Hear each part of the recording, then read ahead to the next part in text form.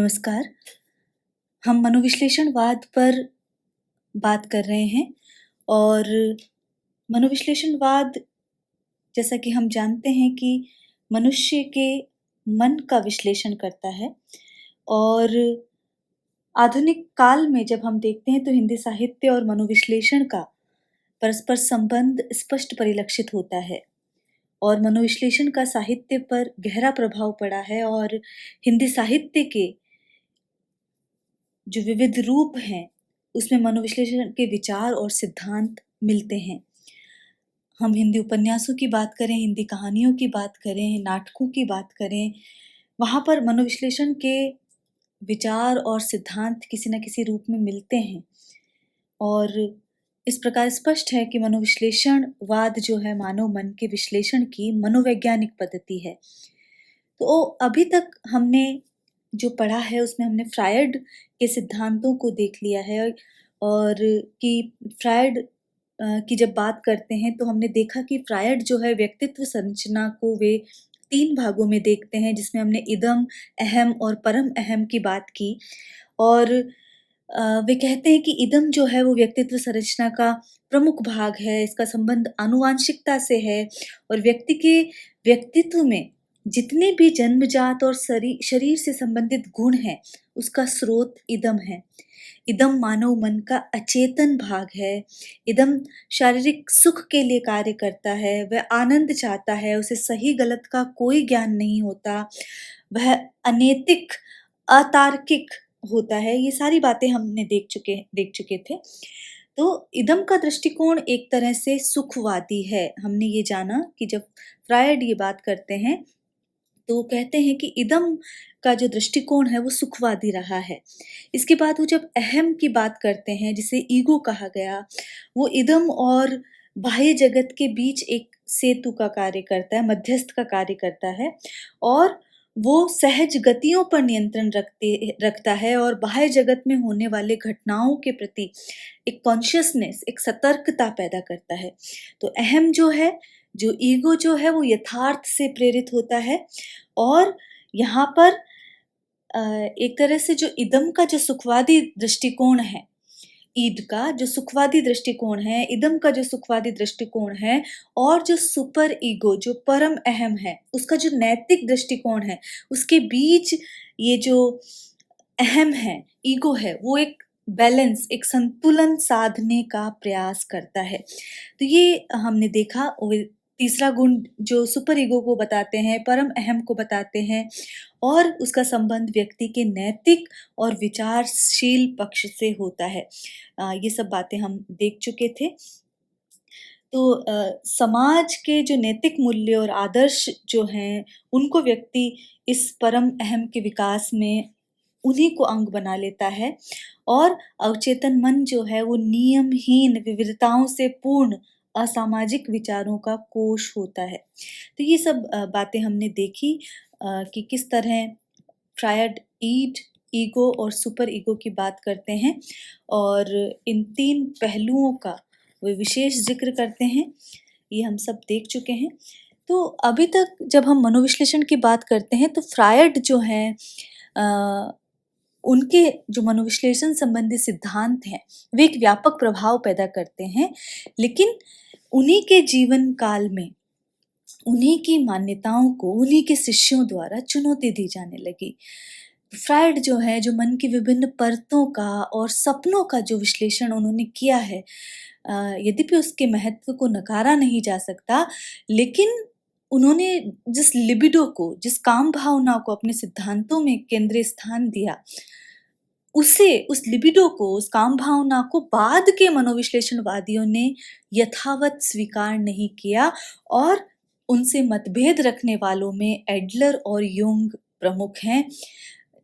Adler और Jung उनके शिष्य रहे हैं और उनके साथ उन्होंने काम भी किया और फ्रायड की ही तरह इन दोनों ने भी कला और साहित्य के संदर्भ में भी मनोविश्लेषणवाद पर विचार किया है।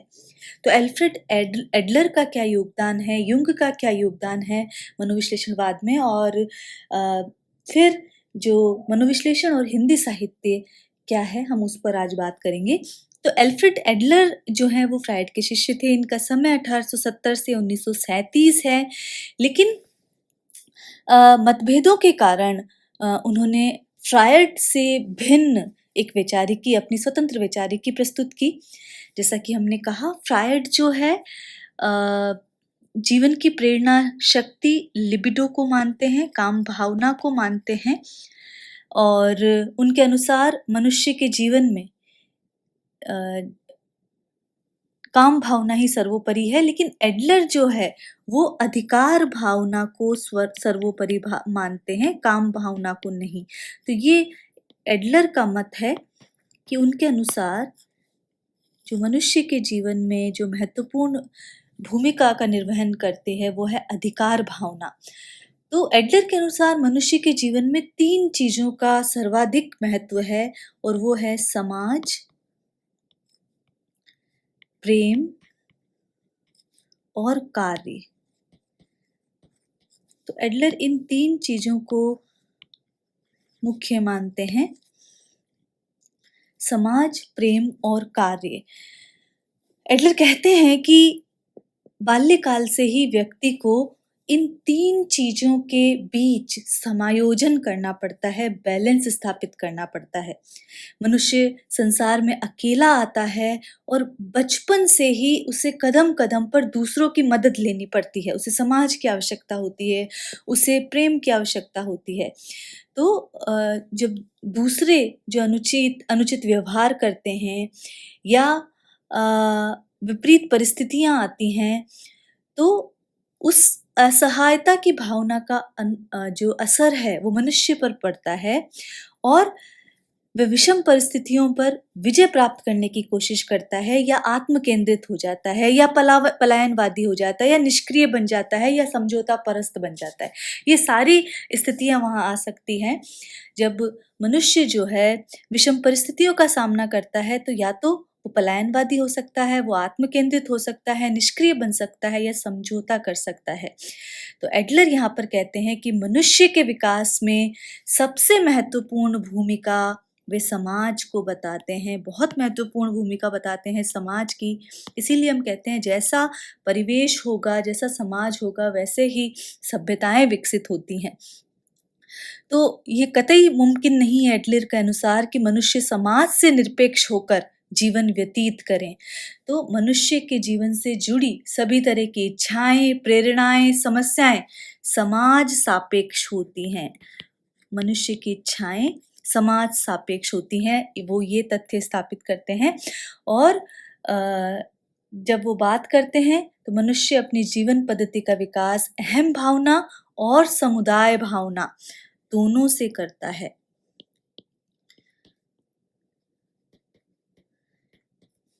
तो उसकी इच्छाएं सामाजिक दायरे में सुनिश्चित होती है, हम इस तरह कह सकते हैं।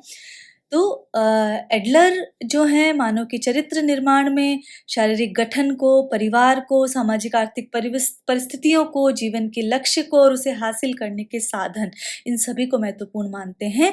और सफलता के मार्ग में वे सबसे बड़ी जो बाधा मानते हैं वो हीनता ग्रंथि को मानते हैं। इस हीनता ग्रंथि से मुक्त हुए बिना मनुष्य जीवन में आगे बढ़ने के लिए संघर्ष नहीं कर सकता और नहीं कामयाबी हासिल कर सकता है। तो इस हीनता ग्रंथि को ही एडलर कला का मूल भी मानते हैं। ये भी एक महत्वपूर्ण तथ्य है। वे कहते हैं कि कलाकार सामाजिक दृष्टि से एक दुर्बल तथा अनुपयोगी प्राणी है। वे कलाकार को सामाजिक दृष्टि से एक दुर्बल और अनुपयोगी प्राणी बताते हैं। अपनी सामाजिक अनुपयोगिता की ये अनुभूति उसे सदा ही त्रास देती है, उसे परेशान करती है। इसके फलस्वरूप वह क्या करता है, कला सृजन में प्रवृत्त होता है और इस प्रकार समाज में अपनी उपयोगिता को प्रमाणित करने का प्रयास करता है। तो कला इस प्रकार एक क्षतिपूर्ति है जिसका संबंध हीनता भाव से है। तो कला का संबंध हीनता भाव से है। एक तरह से व क्षतिपूर्ति की कोशिश है।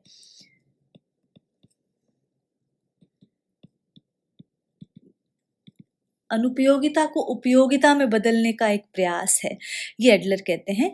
तो ये एडलर की प्रमुख स्थापनाएं थी वो। तो यहाँ पर यदि हम देखें तो एडलर ने मानव के मन में उत्पन्न जो हीन भावना है, इसे भी ध्यान रखें, जो हीन भावना है उसे मन की परिचालिका शक्ति माना है। हीनता की अनुभूति मनुष्य के मन में अहम भाव को जन्म देती है। जो हीनता की अनुभूति है, हीनता बोध है, वो अहम भाव को जन्म देती है और इसी से परिचालित होकर व्यक्ति अपने महत्व को अनुभव करता है और कार्य करने की आवश्यकता अनुभव करते हुए तदनुसार आचरण और व्यवहार करता है और कार्य करता है।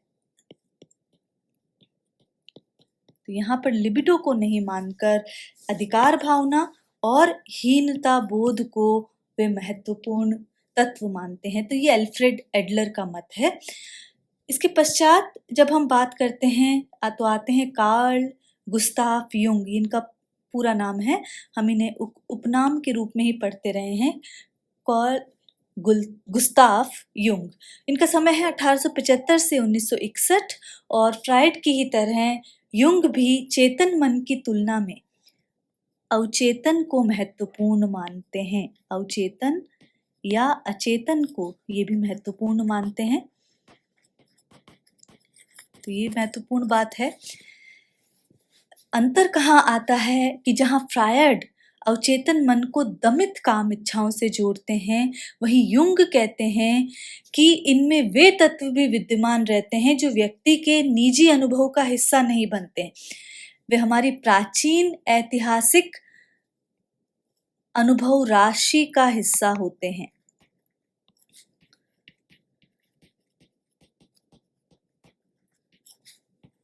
ये बात भी वो कहते हैं कि केवल निजी अनुभव ही नहीं, जो विरासत परंपरा से जो आते हैं प्राचीन ऐतिहासिक अनुभव, वो भी शामिल होते हैं।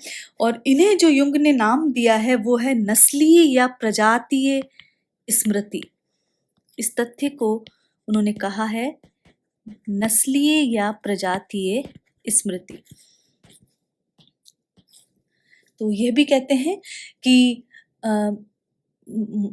जो मन है, मनुष्य का जो मन है, उसमें प्राचीन ऐतिहासिक अनुभव राशि भी शामिल होती है और इन्हें युंग नस्लीय या प्रजातीय स्मृति कहते हैं। युंग के अनुसार अवचेतन मन के 2 भाग होते हैं। युंग ने अवचेतन मन को 2 भागों में बांटा है और वे इस अवचेतन मन के जो 2 भाग करते हैं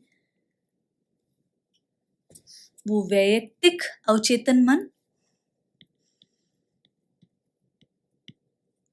और सामूहिक अवचेतन मन, ये 2 भाग करते हैं। सामूहिक अवचेतन मन वैयक्तिक अवचेतन मन की तुलना में ज्यादा महत्वपूर्ण होता है। सामूहिक अवचेतन में ही आदिम, प्रजातीय और मिथकीय, जितने भी मिथक हुए हैं, जितने भी हम महत्वपूर्ण व्यक्तित्वों का अध्ययन करते रहे हैं, इतिहास का अध्ययन करते रहे हैं, ये सारी स्मृतियां, आदिम, प्रजाति और मिथकीय स्मृतियां जो हैं वो इस सामूहिक अवचेतन में ही अवस्थित रहती हैं। और इसकी प्रकृति अपने मूल रूप में कैसी होती है? विश्वव्यापी, सामूहिक,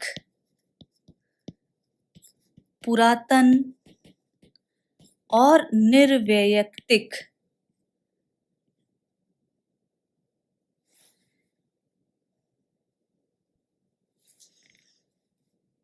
सामूहिक, पुरातन और निर्वैयक्तिक होती है। तो ये युंग कहते हैं। तो युंग जो है कला सृजन को वैयक्तिक और सामूहिक अवचेतन मन दोनों से जोड़कर देखते हैं, वे कला के मूल में एक प्रकार का द्वंद्व स्वीकार करते हैं, जो एक स्तर पर उसे अपनी वैयक्तिक आकांक्षाओं की तुष्टि के लिए उत्प्रेरित करता है और दूसरे स्तर पर उसे समस्त जो मानवता है उसकी अभिलाषाओं की पूर्ति के सृजन के लिए भी ललकारता है।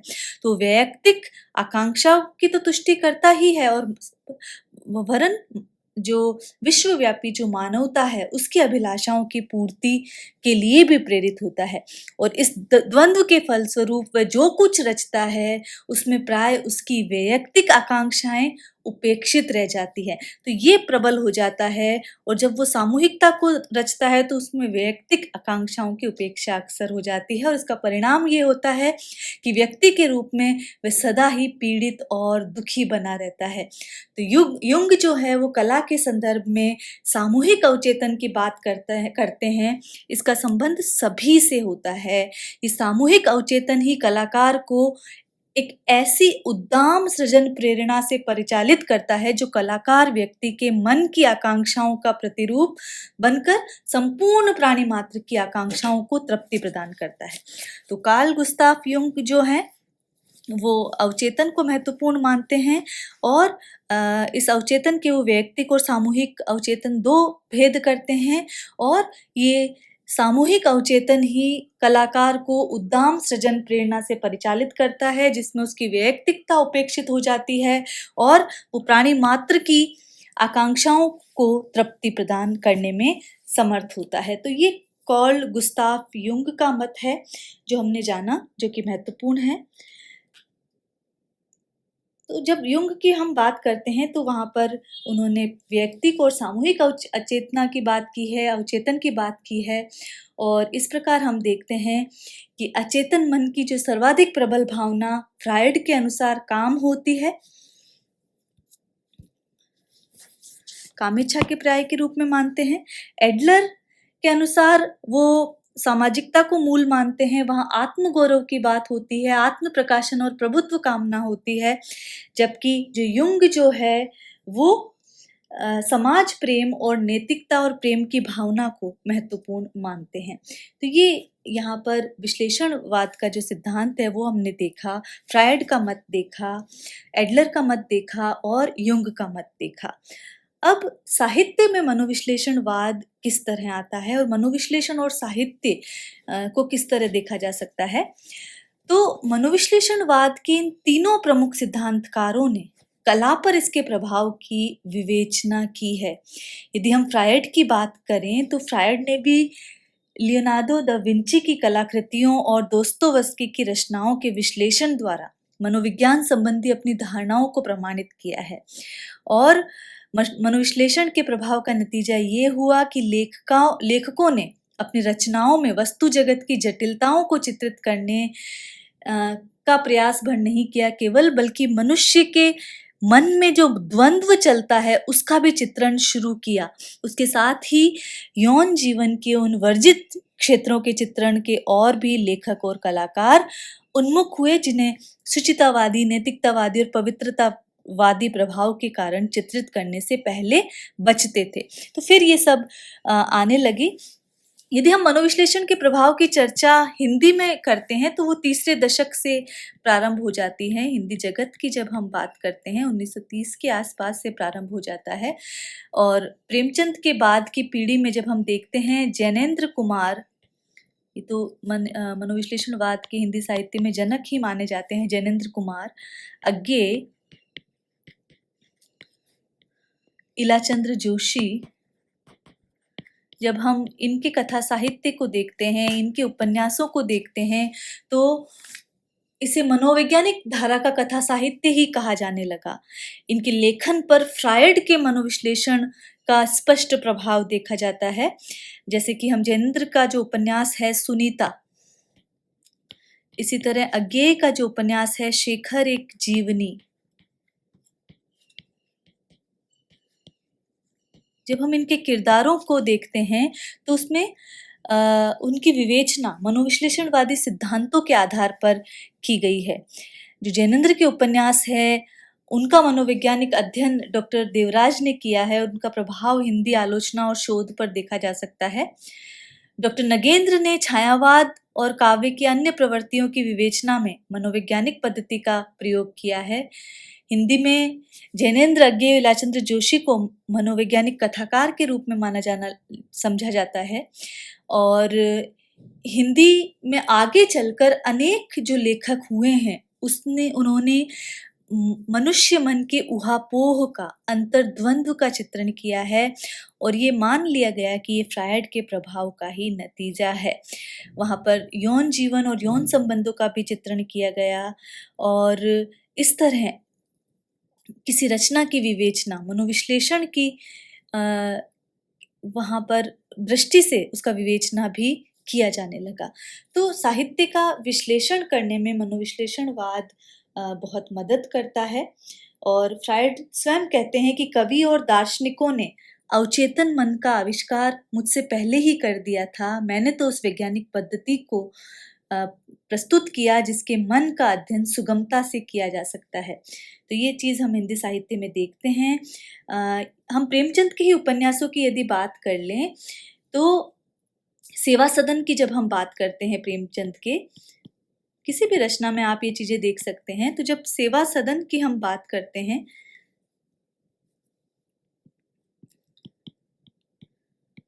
जो उपन्यास है उनका महत्वपूर्ण, और उसमें जब सुमन के विवाह से पूर्व जो पिता है वो दारोगा कृष्णचंद्र को सुमन के विवाह के लिए पैसे की आवश्यकता होती है तो वो रिश्वत लेने के लिए विवश हो जाता है। लेकिन अहम को परिणाम से डर था और परम अहम को अपने नैतिक आदर्शों से गिर जाने का दुख, जिससे उनके मन में अंतर्द्वंद्व उत्पन्न हो जाता है। तो वो वहाँ पर ये अंतर्द्वंद्व देखने को मिलता है। इसी तरह गोदान का जो नायक है, प्रेमचंद के ही उपन्यास गोदान का जो मुख्य नायक कौन है, होरी है, वो भी वहाँ पर मर्यादावादी किसान था। होरी अपने आदर्शों और संस्कारों के प्रति दृढ़ दिखाया गया है, लेकिन यथार्थ के कारण उसके मन में अहम और पराअहम का द्वंद्व उत्पन्न होने लगता है। होरी का भाई जेल जाता है क्योंकि वह होरी की गाय को विष दे देता है और अपने भाई के जेल चले जाने के पश्चात उसे उसके परिवार की देखभाल करने पड़ती है, जिसके कारण होरी को विरोध और प्रताड़ना सहना पड़ता है। तो यहाँ पर भी उसका जो द्वंद्व है वो दिखाई देता है। तो गबन में ये द्वंद्व देख सकते हैं इनके उपन्यासों में, प्रेमाश्रम में भी ये द्वंद्व देखने को मिलता है। इसी तरह उनका उपन्यास निर्मला है उसमें भी देखने को मिलता है। और यदि हम कहानियों की बात करें तो कहानियों में ईदगाह कहानी में स्पष्ट दिखता है, सत्याग्रह में, जुलूस, कई कहानियों का हम जिक्र कर सकते हैं, आहुति, सभी में मनोवैज्ञानिकता का चित्रण हुआ है। जैनेन्द्र के उपन्यासों की हमने बात की तो जैनेन्द्र के उपन्यासों में आत्मपीड़न का चित्रण हुआ है। और इसी तरह अन्य उपन्यासकारों की हम बात करें तो जैनेन्द्र की कहानियों की बात करते हैं तो वहाँ पर व्यक्तित्व की मानवीय दुर्बलताओं का वैज्ञानिक चित्रण होता है। तो इस प्रकार अनेक जहाँ पर भी मानव मन का, जितनी भी रचनाओं का आप अध्ययन करेंगे वहाँ मानव मन की ऊहापोह का चित्रण है, नैतिक अनैतिकता के बीच का जो द्वंद्व है, उसकी आकांक्षाओं और समाज की आकांक्षाओं के बीच का जो द्वंद्व है, जब ये विविधतापूर्ण जीवन का चित्रण वहाँ पर होता है तो वो मनोविश्लेषणवाद है।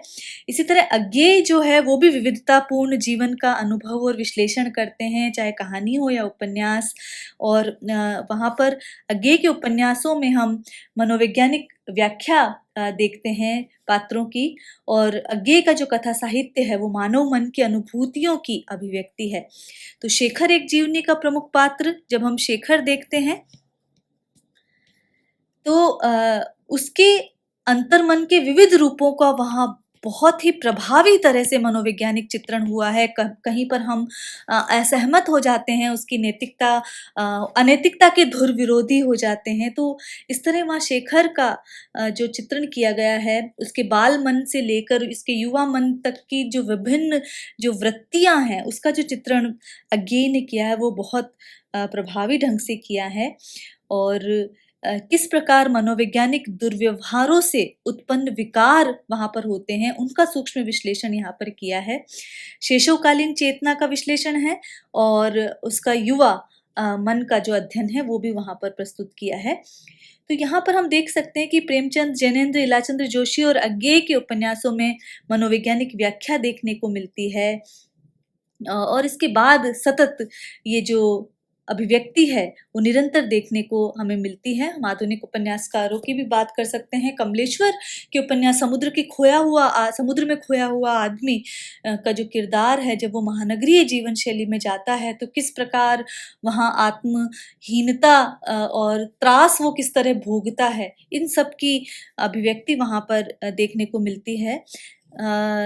बहुत सारे उपन्यासों में ये अभिव्यक्ति मिली है। अभी हम जो रेत समाधि की बात करते हैं वहाँ पर भी मानव मन की जो गुंजलकें हैं उसे सुलझाने का प्रयास किया गया है। तो साहित्य में जो मनोविश्लेषणवाद है वो मानव मन का विश्लेषण करता है और इसके अंतर्गत मनुष्य के अंतर्द्वंद, मानसिक पीड़ा, आंतरिक संघर्ष को जो वो परखता है और उसे अभिव्यक्त करता है। तो यहाँ पर जो फ्रायड के अनुसार यदि माने तो फ्रायड ने काम भावना के साथ अचेतन और अवचेतन मन और मनोग्रंथियों को महत्वपूर्ण अवधारणा के रूप में स्वीकारा, तो एडलर ने मानव जीवन की प्रेरक शक्ति के रूप में आत्मचिंतन को स्वीकार किया और युंग सामूहिक स्तर पर भाव प्रतिभा को मानव स्वीकृति से जोड़ते हैं।